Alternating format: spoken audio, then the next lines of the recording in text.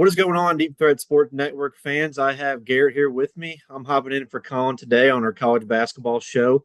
Second college basketball show of the season we have here on the network.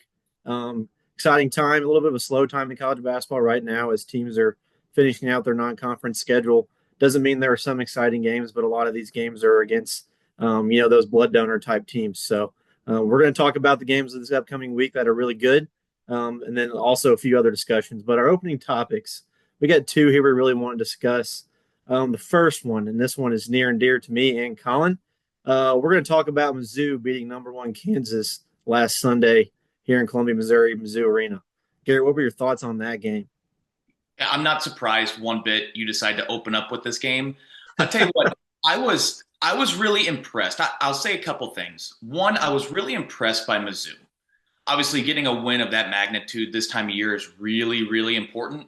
Mm-hmm. But more importantly, and I think something that caught my eye even more was just how bad Kansas looked, not just against Mizzou, but back-to-back weeks. They've had really embarrassing losses. Mm-hmm. This Mizzou team, they can be a bigger threat than maybe I thought they were. Bryant, I told you as soon as Mizzou made that acquisition to bring Tamar Bates over from Indiana, I told you, and my exact words were, he is going to win you a handful of games by himself. Yeah. He's also going to lose you a handful of games solely by himself. I thought Tamar Bates, Mark Mitchell, I thought that Mizzou team looked really, really good. Awesome win for the program. Yeah, absolutely. Big win for an SEC team against the number one team, and also our arch rival we've played since the 1900s. So big win there. I'll start with Tamar Bates. He was SEC Player of the Week. I think it was very valid for him to get that. He's shooting over 90% from the free throw line. He pretty much did it all in that game, especially on the defensive side of the ball as well. I'll start with Kansas here in this game. I agree with you. They're looking subpar, not as good as we thought they'd be, as opening season as the number one team in the nation. I listened to our last show that you and Colin had, and you thought, Hunter Dickinson was very dominant, and I think he was in this game, but he has some flaws too that I think are getting exploited this season. KJ Adams isn't playing as well as he has in the past. DeJuan Harris is playing similar to as he has in the past as a facilitator, but all these guards that they have are really not stepping up either. AJ Storr missed a lot of shots in that game. Coit missed a lot of shots in that game. So, and they had 21 turnovers too, so that did not help. But credit to Mizzou. Dennis Gates' issue with Mizzou in every season, even the season with Kobe Brown and Demoy Hodge, was on defense. We would overhelp, and it was leaving wide open threes on the other side of the court for the team. This game, it was the total opposite. They were in their lanes where they need to be, staying on their guy, man-to-man defense the whole game, and it definitely showed out with as many turnovers as he forced, with it being 21. Personally, I thought we dominated them the whole game. I know they made a run there. I knew it was coming at some point, but we made some free throws, and Mizzou is damn good at getting to the foul line too. So if they can continue that this season and make a little bit more of their free throws, I think they could be a threat. But the SEC is an absolute gauntlet. Yeah, I want to touch on one thing, and I guess I really just want your opinion on something, Brian, as a Mizzou fan. Mark Mitchell is going to be probably your primary guy getting to the free throw line. Mm-hmm. Obviously, his free throws percentage this year is better than it was. Does it Mm-hmm. ever worry you that he is the guy that is stepping up to the line more times than not for this Tigers team? So far it's paid off. He has kind of a weird shot from the free throw line, typical big man type straddling the ball with both hands, not it doesn't look very form like you'd see from a guard, but he's knocked him down this year. But it does concern me a little bit just for the fact that he's not a career, 80+% free throw shooter by any means. So I feel like there will be a handful of games that will come to bite us in the butt where that may be an issue where he's shooting and shoots 50% from the line on a game. So I definitely agree with you. But he isn't necessarily our primary guy that gets to the line. Anthony Robinson, our point guard, just gets to the line quite a bit, and Tamar Bates does as well. And they're both excellent free throw shooters. So I think if they spread the ball out and drive the ball hard to the rim like they have started the season doing, I think we'll be okay. But I kind of mentioned here at the end of this analysis we did on this game here that the SEC is a gauntlet. That kind of moves into our next topic we want to discuss here. As it sits right now in the AP 25 top poll, 5 of the top 10 teams are in the SEC. That being Tennessee at 1, Auburn at 2, Kentucky at 5, Alabama at 7, and Florida at 9. So that is crazy. I think you can probably go on a limb right now and say the SEC is probably the best conference in the country in college basketball as of today. Yeah, I don't even think it's close. I mean, Colin and I touched on this. We kind of harped on how deep we thought the ACC was, or I'm sorry, the SEC was this year, and Mm-hmm. it's panning out to look that way. And you step outside the top 10, you have more teams stepping up. I wouldn't be surprised if you see this Missouri team crack into that top 25 if they can have a really solid start. You got Yep. A&M lurking, and man, this SEC conference is just going to be a gauntlet this year. Yeah, you got Oklahoma there, Ole Miss is there, Mississippi State's there. That's over half the conference right there. And I And know I know Mizzou was if the rankings were extended, we'd be 29 this week. So and there's other teams. I mean, there's the really only team in the SEC that's having a subpar year is maybe South Carolina, but other than that, all their 15 teams are looking pretty good so far. yeah, it's going to be so fun to watch this conference shape up come, when they start really diving into conference play, kind of see who takes that leap. I think it's going to come down to who can win the road games. I think each Absolutely. probably going to defend home court pretty well. Yep. It's going to be weird. I feel like you're going to see an SEC regular season champion with probably, you know, 4 to 5 losses in the conference, whereas typically it's 1 to 2, just with how tough it's going to be week in and week out. So we'll see. That's going to be exciting, like you mentioned. All right, I think we're going to step into some games to recap of last week. We kind of already discussed the Mizzou and Kansas game, so we'll leave that one where we left it originally. Our first game we're going to talk about is Coach Cal in Arkansas getting really their first big win of the season here in the number 4 over the number 14 Michigan Wolverines there in the Jimmy V Classic in New York. So, Garrett, what do you think about that game there? Deep breath, Arkansas fans. I think Hmm. time will get better. I still worry a little bit about Coach Cal's ability to coach. We stepped in that. We talked about that in the first episode. They almost squandered an 18-point lead with, I believe, about 10 minutes to go. Mm-hmm. And really, where it boiled down to what happened in this lead, I watched this game almost from start to finish. Mm-hmm. It seemed like from that 10-minute point on, I truthfully don't know if Coach Cal had one set play that he went to. It seemed like everything was ISO ball. It's, Mm-hmm. it's really all it seems like Coach Cal knows what to do. And with these guards that they have between Boogie Fland and DJ Wagner and John L. Davis, there should be so many opportunities to draw plays up for these guys to get them open looks and good looks. And God, Cal doesn't know how to do it. It's a great win for the program. I think as the season goes on, these guys will look really good. But man, they almost blew it away. Yeah, and this was an up and down game. If don't correct me if I'm wrong. I watched the majority of this game, but I missed a bit of the first half. They were down big early to start, weren't they? They started off in a pretty big hole. So they came back and then got a big lead and then almost squandered it. Credit to Michigan and Dusty May a little bit there. They got some good players, a few that he brought over from FAU. But like you mentioned, one of Dusty May's players at FAU is now in Arkansas, and John L. Davis. I agree with you. Coach Cal seems to be stuck in kind of his old ways when he had the Anthony Davises on the Kentucky teams where they tried to feed the paint too much and or like you said, do ISO ball with their best players. And I think if they took a playbook out of like maybe an Alabama type offense or an Auburn type offense where they're shooting more threes, spreading the floor out a little bit more, I think that bode them well. But I definitely agree with you. Nearly blew the lead, but that was a good win, even though it was on a neutral court against a very good Michigan team that I think will make some noise in the Big Ten. So we'll see what happens here in the rest of the season with Arkansas. Next game we're going to talk about is Illinois and Wisconsin. So Illinois handed Wisconsin their second loss in Big Ten play, which is big. I know you guys were high on them in the first show, and as was I. So, what do you think about that game? It's surprising to me. It's not as surprising as maybe the first Wisconsin loss to Michigan, in my opinion, at home. But man, if I could do over my Big Ten pick for maybe a dark horse to win this league, it might be Illinois, based on how the way this team is playing and how this team gels. They are the definition of a team. And Yes.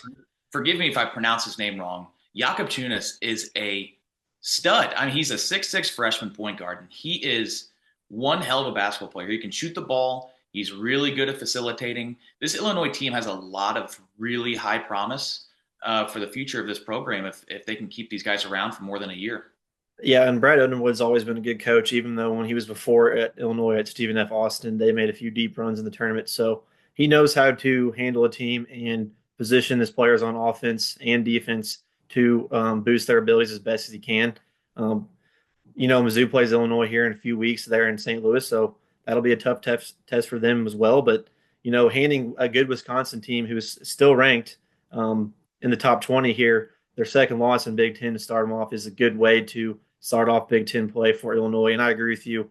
If they can keep some of these guys, they're going to be set for a few more years. Absolutely. We'll see how Illinois can do down the stretch here in a Big Ten, which is also a very tough conference as it always is.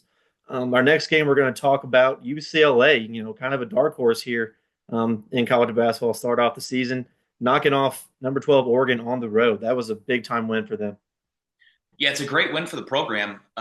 In my opinion, it's a worse loss for Oregon than it is a Mhm. great win for UCLA. I really don't think you're going to see this UCLA team near the top of the Big Ten about halfway through the season. They don't have a single guy averaging over 14 points. Hmm. Sometimes that works. Sometimes Yep. that doesn't. They're not a team that's going to wow you offensively. They're not going to wow you defensively. They do not turn the ball over, which is a really, really key aspect in college basketball. But man, I think it's a bigger issue for Oregon losing that game at home. If they want to make any kind of push to win the Big Ten, they're going to have to clean it up a little bit and find a way to get back in the win column. I don't know about you, but it's wild that we're talking UCLA and Oregon as a Big Ten game. It's hard for me to remember. I have to remind myself in my head it's Big Ten. Yeah, I almost said Pac-12 before before you mentioned Big Ten. I agree with you. I think this is a bigger loss for Oregon, but credit to UCLA. This was their honestly first meaningful game. If you're looking at their schedule, I know they did have a loss earlier in the season to New Mexico, but we'll see if they can keep this going here. Like I mentioned, you mentioned they don't turn the ball over, but they don't have really anybody prolific on offense that you need to take a massive step and be the top tier of the Big Ten or any conference for that matter. So good start to them, but we'll see what they can do with the remainder of the season. Next game, last game we're going to talk about from last week was Memphis getting knocked off at home by not Arkansas, but Arkansas State. Prime example, number one. I love college basketball. You Yeah, don't see absolutely. you don't see this happen in any other sport. I mean, rarely in college football do you see this, but they didn't just get beat; they got their asses smoked. It's kind of alarming, coming off, just a week ago, they dominated at that time the number one team in the country. Hmm. This Memphis team is way too deep, way too athletic to lay an egg like this. PJ Haggerty, I believe, had 29 in that game. He went 8 for He, 15. he did have 29. Aside from Haggerty, the rest of the team went 13 for 44. I Yeah, mean, the only that just sorry can't to cut happen. you off. Go ahead. This team is too deep to be having performances like that. They have guys all over the court that can score. Yeah, they are a pretty hot. They are a pretty top heavy team. They only had 7 guys play more than 10 minutes in that game, which that works out well in college basketball for the majority of teams. But when you have only one guy kind of carrying the load, games like this could easily happen. I totally agree with you. They have some players. I watched all their games in the Maui Invitational. They look phenomenal. I know they ran to a buzzsaw there with Auburn, but I think Auburn's going to do that to a lot of teams. But this may be a good thing for the Memphis team in this that they kind of saw what can happen if you don't play your best and kind of take a night off, and maybe they'll learn from this. They're still 9-1. They have some really good quad one wins under their belt, and they have some games coming up that they can redeem themselves. So bad loss, very very bad loss. This is going to kind of put a notch on their resume in the L column for sure. But we'll see if they can kind of step it up and take this as a learning lesson into the rest of the season. So that was the games we wanted to discuss from last week. We're going to move into our games to discuss coming up in this upcoming week. Actually, all the games we're going to talk about are on Saturday. So pay attention. I know there's no college football on this weekend besides the Army Navy game, so this would be a good game to sit down and watch some college basketball if you haven't really tuned in this season. So first game we're going to talk about, we got Memphis at number 16, Clemson on Saturday at 10 o'clock on ESPN. Early game. Yeah, and Bryant, you just touched on it. What a great opportunity to have a bounce back win for Memphis. I mean, Yep. they just got kicked in the teeth by an Arkansas State team, and now they go on the road to play one of the top ACC teams this year. What it's going to come down to, in my opinion, with Memphis being a little bit guard heavy, typically they run a four guard set, usually smaller than the other team on the court. Clemson is a hell of a rebounding team. Ian Shiflin against Kentucky 2 games ago, 20 rebounds. Hmm. 20 rebounds. He's like 6'9". I mean, this team is just relentless on the glass. And if Memphis doesn't find a way to kind of neutralize that, they're in for a rude awakening. I do think you see Penny Hardaway and Memphis with a bigger step up than they had against Arkansas State. I think they shoot the three ball really well in this one. I think they keep it close, but at the end of the day, I got to give the edge to Chase Hunter, Ian Shiflin, and Memphis or in Clemson. I agree with you. These teams are kind of opposites as far as how they play. Clemson is a very slow paced, almost like a Big Ten type offense. Running the. I think they're. I'm looking at this. They're 303rd in the country in pace of play. They're a turnover heavy team as far as forcing them on the defensive side of the ball. And Memphis is one of the worst at giving the coughing the ball up in the country. That being said, Memphis is second in the country in 3-point field goal percentage. So if they can get that rolling, spread the floor, and don't turn the ball over, they have a definite chance in this game. That being said, though, I agree with you. I think Clemson is slightly better and playing better at this point, and they're at home. So I agree with you. I think Clemson's going to win this game. But this is going to be a pretty good game. And 10 a.m. on Saturday, get you some breakfast, maybe a little brunch, and sit down and watch some Memphis and Clemson. So that'll be fun. Next game we got is a ranked matchup between both ranked teams here. We got A&M on not on the road. This is a neutral site game in Indianapolis against Purdue Boilermakers, 11 o'clock on Saturday. Yeah, for A&M's sake, why schedule a neutral site game if you're going to go to Indianapolis and play Purdue? I don't know. That just doesn't make much sense. You're not giving yourself a very good opportunity there. But my opinion on this game, I think A&M, as far as from an athletic standpoint against Purdue, run circles around them. I think the guards for A&M, Wade Taylor is quite possibly one of the more athletic guards in the SEC, and that says something because the SEC is loaded with athletic guards. Wade Taylor is up there with them. Speaking of Wade Taylor, how does that guy still have any eligibility? I don't. He's got to be He's at got to be like least 7 years. but he still has that pep in his step. And I just think Braden Smith and Fletcher Lawyer, I don't think they can keep up with him. I think they're going to have a really hard time keeping these A&M guards in front of them. This team, you've seen them face a little bit of adversity against Marquette. They did not respond to that adversity at all. They've kind of lost their safety net with being able to dump the ball down in the paint to Edey. Mm-hmm. The guards have not taken that step up yet for Purdue, and I think they're going to pay another price this week. I think A&M is going to run away with it. That's some good analysis. This is a tough game to pick, in my opinion. Like you said, I agree with you. A&M is definitely the more athletic team and one of the more athletic teams in the SEC. Purdue, I'm looking at some of the. They do not rebound the ball whatsoever. They're bottom third in the country in offensive rebounds and rebounds in general. But on the flip side, they're making a lot of shots at the same time, so they're not worrying about having to grab them rebounds.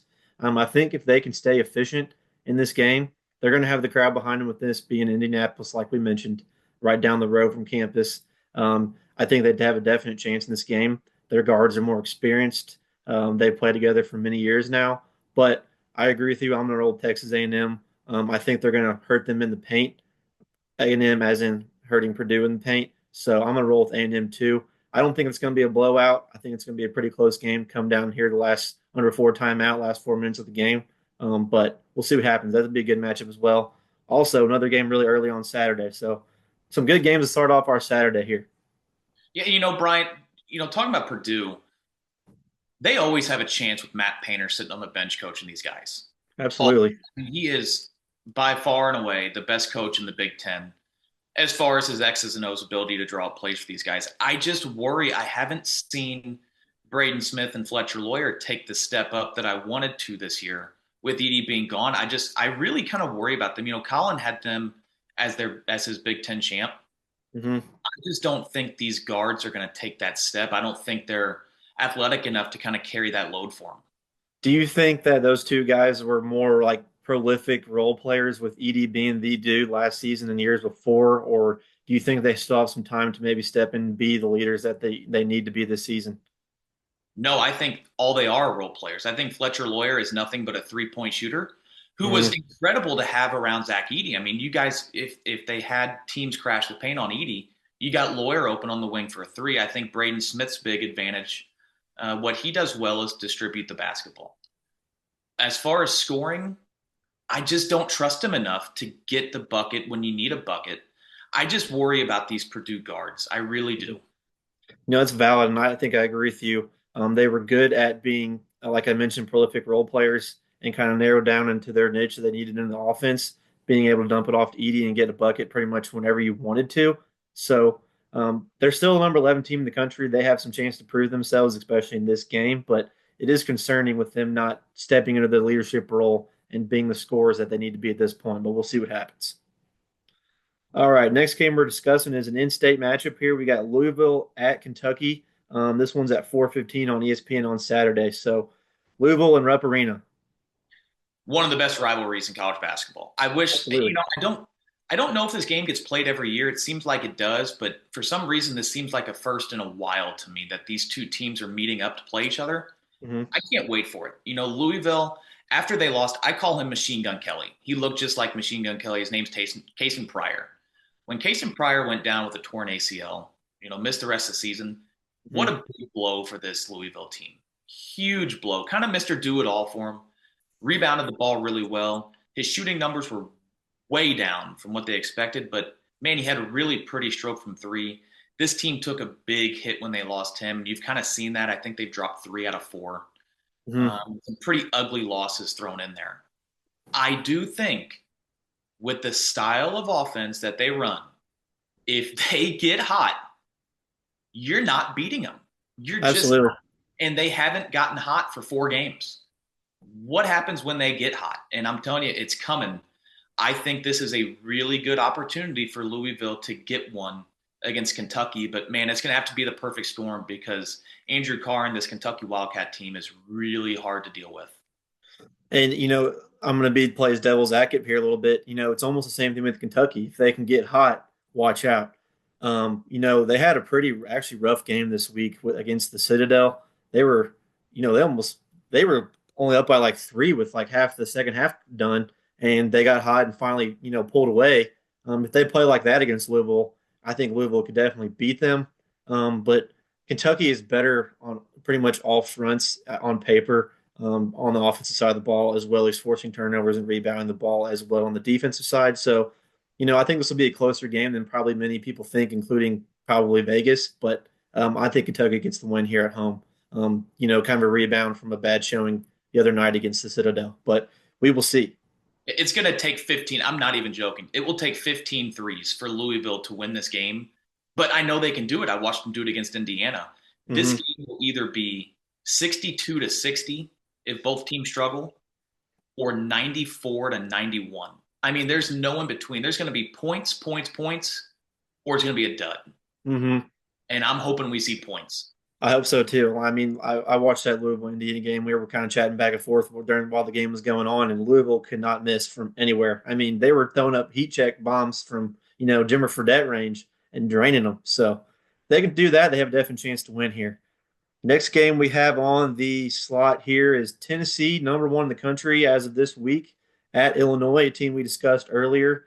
This one's at 4:30 on Saturday on Fox. I think this could be the game of the day. I can't wait for this one. Tennessee, what a surprise to me. I know they started the season at number 7 in the country. Mhm. Man, I really thought after their absolutely disgusting win against Virginia, it was the worst basketball game I've ever watched. I thought this team would be out of the top 25 within 2 weeks. But man, they keep finding ways to win, and their offense is really starting to click. Chaz Lanier is maybe one of the better shooters in the country. He's just under 50%. If they can find somebody to pair with Chaz Lanier offensively to kind of keep this ball rolling for Tennessee, they're going to be really dangerous. And Zakai Ziegler just has not been there offensively for them as much as I really would like to see him. I think they got a big test going on the road, one of their first really big, true road tests. I think Illinois is going to give them all they can handle. I think Jakob Chunas is going to have a giant game, And Ty Rodgers for Illinois, their defensive menace, is going to hound Chaz Lanier, and the Illini are going to come out with a win. That's awesome. Those are good analysis. Definitely. Tennessee, you mentioned Zakai Ziegler. That I watched them against their Miami game. Now Miami's not the Miami of the previous seasons, but he was all over the floor. Looked like he did before he knee injury from a few years ago. Facilitator, scoring the ball. They got that guy in the middle, Meshack. He's been playing well as well to kind of take the load off of other players on the roster. Them being number one in the country, I don't think Rick Barnes will allow them to get that big of a head, but this is a big test. I agree with you. I think Illinois is going to win this game. I know that it seems weird. There's been a lot of number one teams getting knocked off this early in the season, but this is a big road test, and I know up there in Champaign is a tough place to play for sure. There against the Illini, so I'm going to roll with Illinois as well. These are pretty even teams, even though Illinois is not ranked. Illinois on paper matches up right up there with Tennessee and a lot of the metrics that we pay attention to here on the show. So that's going to be a fun game to watch. I agree with you, though. I think this might be one of the games of the weekend. So we'll see what happens there in Champaign. Brian, I have an ongoing joke with a couple buddies that, and it's Mm-hmm. not even a joke. I mean, truthfully, it tends to hold up every single time. Rick Barnes, when there's a game that means almost anything, does not win. Yep. And I don't know what it is about it because Rick Barnes is a fantastic coach, but man, he just can't seem to win those big games. It was that way when he was at Texas back in the day, too.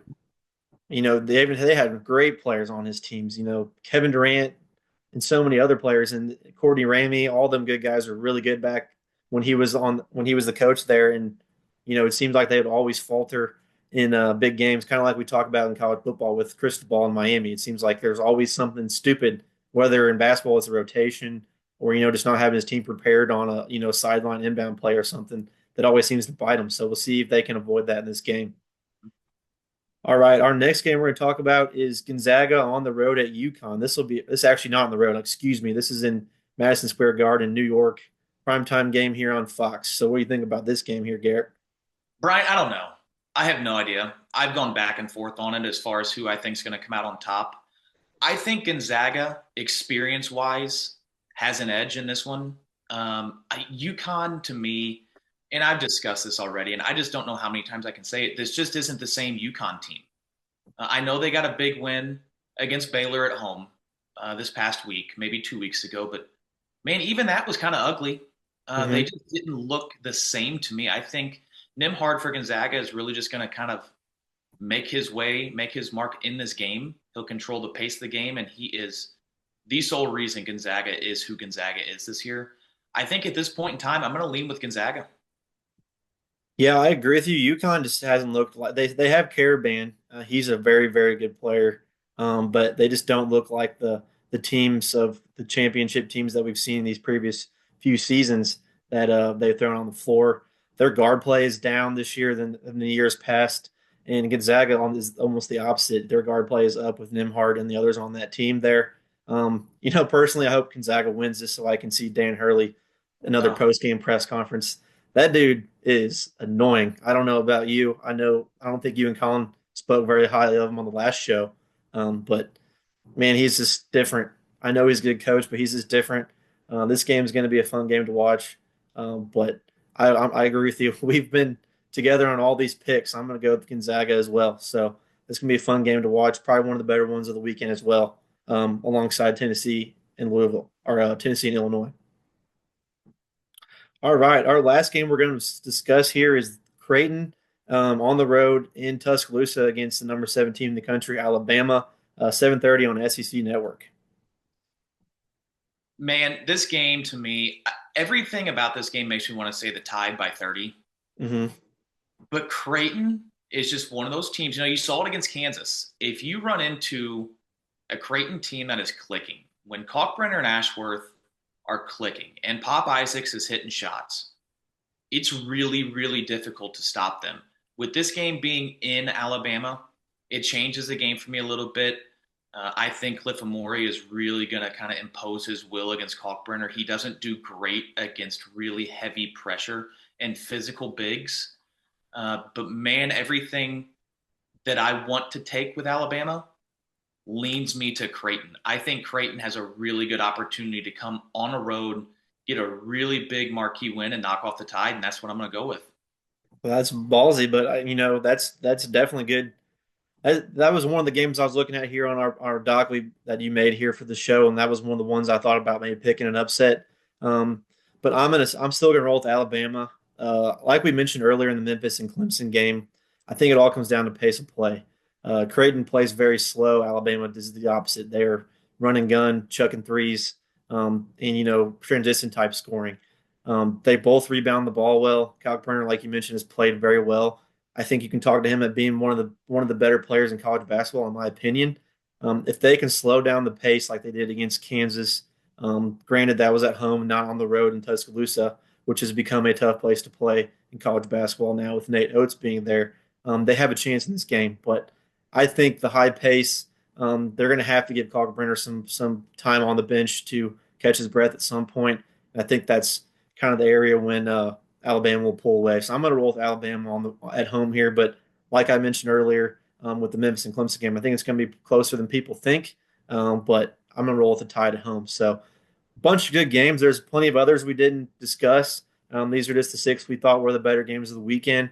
But like I mentioned, our first weekend of the year, really in the season of college basketball that since started, that we really don't have much else going on besides college basketball on Saturdays. So I'm sure everybody's going to watch Army Navy. Everybody usually does, but there's a bunch of good college basketball games on as well. So look forward to some of these games, the ones we discuss, and the others that are on the slate here. So Garrett, you got anything else to add? I do. I got one question. Since you're new to the podcast, Yeah. Colin and both shot from the hip, our hmm national champion. National champion. Who's your national champion? Oof. So I read a stat actually earlier this week. The poll that comes out this every Sunday, the national champion is always ranked 13 or higher, in that it's hit like the past 20 years out of 25 or something along those lines. Um, this one's really tough, really, really tough because there's a lot of big time names and there's a lot of teams that are usually pretty good but sometimes seem to falter. Oof. Deep down, personally, I think it's Auburn. Yeah. So I just think they're so dynamic with Josiah Brome and many other players. Bruce Pearl is a good coach, even though I don't have very much affection for that guy. But I think they're the most put together team. They already look like they're playing in February right now with how well they're playing together on both sides of the ball. So off the hip, I think I would go Auburn. But I feel like this season in college basketball is almost like football. Where it's been wide open. There hasn't been a truly dominant team. Yeah, like in football, like you said, Oregon's probably the best team in the country, but you could argue Tennessee, but we gave a bunch of faults that they have. You could argue Kentucky's still good, Duke, et cetera, et cetera. So it's going to be fun to watch, but I think like you guys did off the hip, I'm going to go with Auburn. Yeah, I like it. This time of year, obviously, this is probably going to be a shorter episode. This time of year, like Bryant mentioned, conference play is kind of just getting started. A Mm-hmm. lot of teams are just finishing up their non-conference. So once these conference schedules kind of start shaping up and teams get deeper into that, there's going to be a lot more to discuss on these shows. But man, I appreciate you kind of pinch hitting for Colin. No, I'm talking sports with you, man. yeah, Colin. I'm just like Colin. I'm just like you. We pretty much watch every sport, no matter what it is: baseball, football, NFL, et cetera. So I've watched a lot of college basketball games too, and obviously a bunch of Mizzou games as well, like we mentioned earlier in the show. So it's good to hop on. I'm sure I'll be on at some other points in the season, but it was good to hop on and talk some ball with you. That being said, thank you all for listening. Deep Threat Sports Network here. Follow all of our socials. We're on all of them pretty much: Facebook, Twitter, TikTok, Instagram, Spotify, etc. So appreciate everybody listening. Until next time, peace.